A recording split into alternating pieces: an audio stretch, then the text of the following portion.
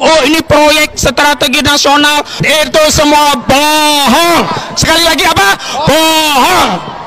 Jadi usut punya usut, mereka mau kerjasama sama Luhut bin Sarpanjaitan, sama Erick Thohir. Disepakati akan dibangun namanya PLTS, apa? Pembangkit listrik tenaga surya. Maka mereka bersepakat. Nah, karena dua konco ini belum bisa bikin panel surya, maka dia kerjasama dengan Cina, Cinzi namanya. Lahannya di mana? Datanglah Tommy Winata, di gua punya HGO, pakai, tapi HGO lagi bermasalah.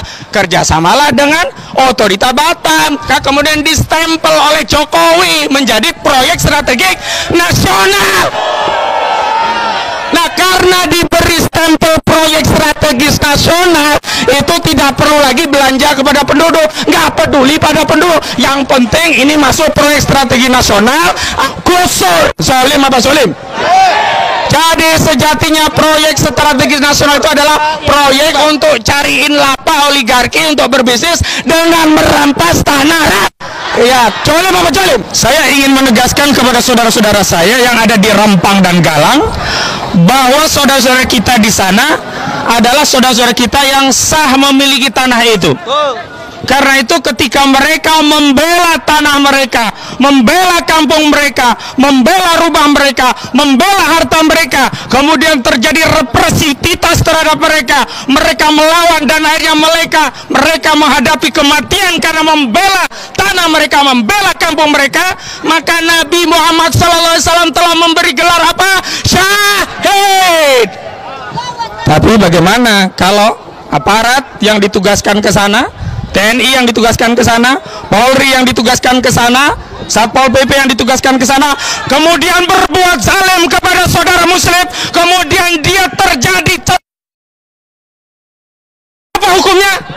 Mati sia-sia, ini terlaknat. Karena itu saya memberikan nasihat kepada saudara-saudara yang ada di militer, saya memberikan nasihat kepada saudara-saudara yang ada di kepolisian, saudara-saudara yang muslim yang akidahnya la ilaha illallah Muhammadur Rasulullah, maka berhentilah berbuat zalim kepada saudara sendiri.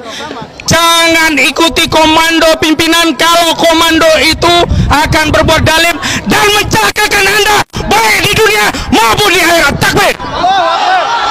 Jadi sebenarnya kasus Rempang dan Galang ini seperti apa nih? Saya kasih ya ringkasan sederhana. Ini saya kutip dari Gugun Pragianto, pengamat kebijakan publik.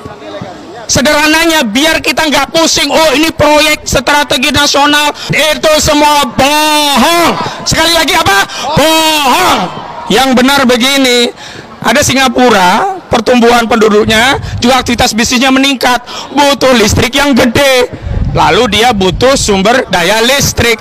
Listrik Singapura nggak mau disupport dengan PLTG yang pakai bahan batu bara, karena itu bikin Jadi yang bikin polusi itu PLTU-nya Luhut bin Sarpanjaitan, bukan motor-motor, mobil-mobil yang nggak seberapa ini, begitu.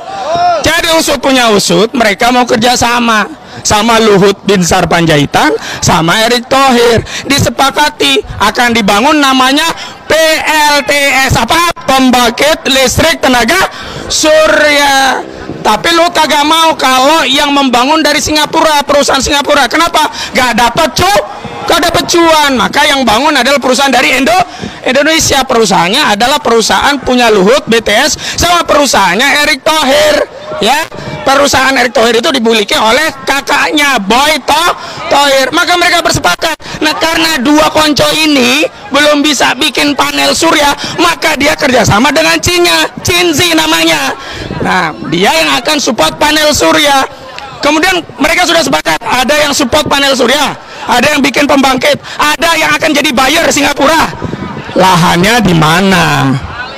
Datanglah Tommy Winata, di gua punya HGO, pakai, tapi HGO lagi bermasalah. Kerjasamalah dengan Otorita Batam. Kerjasamanya itu nanti di atas HPL Otorita Batam akan dibangun HGO, dan di atas HGO itulah dibangun proyek Eko Rempang City. Nah, karena kalau Tommy mau membebaskan lahan di situ, kan harus belanja nih, datengin penduduk, nah Bu mau saya beli tanahnya boleh nggak mau, kan susah. Maka kemudian distempel oleh Jokowi menjadi proyek strategik nasional. Nah, karena diberi stempel proyek strategis nasional, itu tidak perlu lagi belanja kepada penduduk, nggak peduli pada penduduk. Yang penting ini masuk proyek strategi nasional, ada HGB, ada HPL, ada HG-nya, gusur. Solim apa Solim? Jadi sejatinya proyek strategis nasional itu adalah proyek untuk cariin lapa oligarki untuk berbisnis dengan merampas tanah. Ya, Solim apa Solim? Nah, karena itu sekali lagi kita harus ada di pihak rakyat, bisa berada di pihak saudara-saudara kita di Rempang dan Galang. Jadi itu saja yang bisa saya sampaikan. Dan yang paling penting saya tegaskan, mengutip apa yang disampaikan PBNU, saudara-saudara kita di Rempang dan Galang itu syar'i sah pelaku pemilik tanah. Karena Nabi SAW telah bersabda, ya, barang siapa menghidupkan tanah mati, ya, man ahya ardon fahuwalahu, siapa yang menghidupkan tanah mati, tanah nggak pernah dikelola, nggak pernah ada pemiliknya, dihidupkan, dikelola, maka itu miliknya.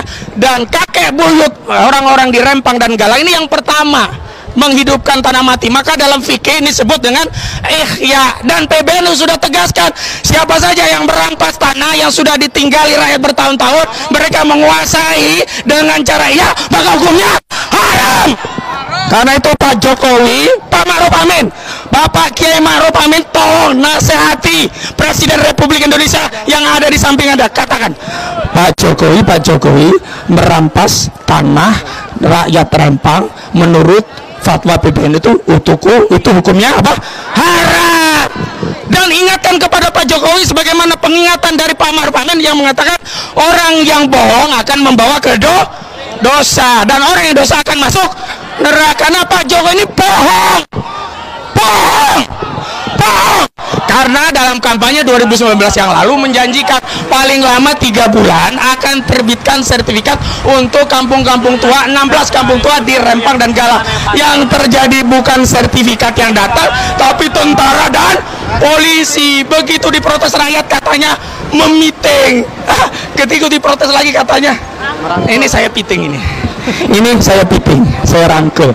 Jadi sekali lagi saya ingatkan kepada Pak Panglima TNI, Anda memang sudah meminta maaf, tapi sebagai bentuk tanggung jawab Anda kepada institusi Anda, saya harapkan mundur Pak Panglima TNI, Pak Yudo Margono, mundur. Kasihan TNI, jangan bikin jarak antara TNI dengan rakyat, kasihan tentara, karena ulah Pak Yudo Margono. Demikian, Assalamualaikum warahmatullahi wabarakatuh. Waalaikumsalam.